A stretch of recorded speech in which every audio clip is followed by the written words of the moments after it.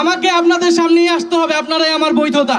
রাজনৈতিক আবহাওয়া বিশ্লেষণে জনমনে প্রশ্ন উঠেছে, নাহিদ ইসলামী কি হতে যাচ্ছেন আগামীর প্রধানমন্ত্রী?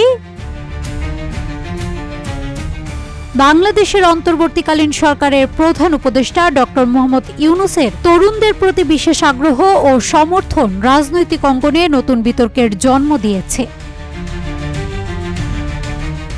বিরোধী দলগুলোর অভিযোগ, প্রধান উপদেষ্টা তরুণদের প্রতি অতিরিক্ত মনোযোগ দিয়ে রাজনৈতিক ভারসাম্য নষ্ট করছেন। তারা দাবি করছেন এই তরুণ প্রীতি রাজনৈতিক বৈষম্যের জন্ম দিচ্ছে এবং সরকারের নিরপেক্ষতা প্রশ্নবিদ্ধ করছে।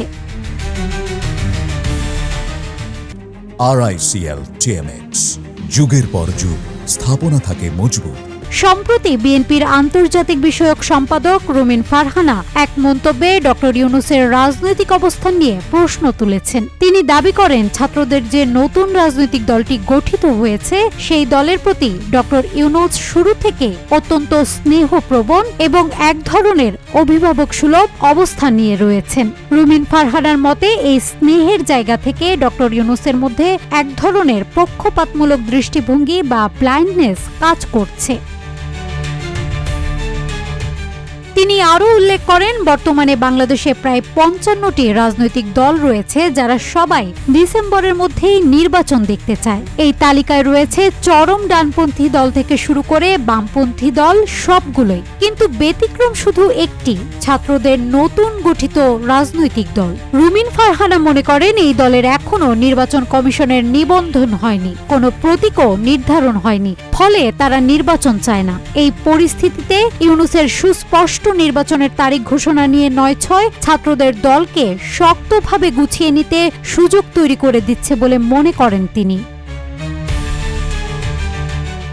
এদিকে জাতীয় পার্টির চেয়ারম্যান জিএম কাদের সম্প্রতি অভিযোগ করেছেন, প্রধান উপদেষ্টা ও তার ঘনিষ্ঠ তরুণ উপদেষ্টারা মিলে দেশকে সুস্পষ্টভাবে বিভক্ত করছেন, যা ভবিষ্যতে বড় ধরনের সংঘাতের কারণ হতে পারে। বিশ্বমঞ্চে ডক্টর ইউনূস এই তরুণদেরকে তার নিয়োগকর্তা হিসেবে পরিচয় করিয়ে দিয়েছিলেন, যার ফলে তরুণদের প্রতি ডক্টর ইউনূস পক্ষপাতিত্বমূলক আচরণ প্রকাশ পাচ্ছে বলে জিএম কাদের দাবি করেন। অপরদিকে সরকারের নিরপেক্ষতা বজায় রাখার স্বার্থে বিতর্কিত দুইজন ছাত্র উপদেষ্টা আসিফ মাহমুদ সজীব ভুইয়া ও মাহফুজ আলমকে বাদ দিয়ে উপদেষ্টা পরিষদ পুনর্গঠনের দাবি জানিয়েছে বিএনপি সহ কিছু রাজনৈতিক দল। সবকিছুর পরিপ্রেক্ষিতে দেশের রাজনৈতিক আবহে একটি নতুন বাস্তবতা দৃশ্যমান হচ্ছে। বিশেষ করে তরুণদের একটি দলকে ঘিরে সরকারের আন্তরিকতা এবং বিরোধীদের বিরক্তি থেকে বোঝা যাচ্ছে রাজনৈতিক ভারসাম্য শীঘ্রই বদলে যেতে পারে। তবে রাজনৈতিক সব দোলাচলকে উপেক্ষা করে সম্প্রতি এক ফেসবুক পোস্টে হাসনাত আব্দুল্লাহ নাহিদ ইসলামকে বাংলাদেশের আগামীর প্রধানমন্ত্রী হিসেবে ঘোষণা দিয়েছেন। এই প্রেক্ষাপটে রাজনৈতিক মহলে জোর গুঞ্জন উঠেছে, বাংলাদেশের আগামী প্রধানমন্ত্রী হতে যাচ্ছেন তরুণ নেতৃত্বের অন্যতম প্রতীক নাহিদ ইসলাম। বিশেষ করে ছাত্র রাজনীতির নতুন মুখ এবং প্রধান উপদেষ্টার ঘনিষ্ঠ বলয়ে থাকা এই তরুণ নেতা ইতোমধ্যেই নানা মহলে আলোচনার কেন্দ্রে উঠে এসেছেন। তবে দেশের ভবিষ্যৎ নেতৃত্ব নিয়ে এই সম্ভাব্য রূপরেখা জনগণের রায় ও একটি অবাধ সুষ্ঠু নির্বাচনের মাধ্যমে নির্ধারিত হবে, এমনটাই প্রত্যাশা রাজনৈতিক বিশ্লেষকদের।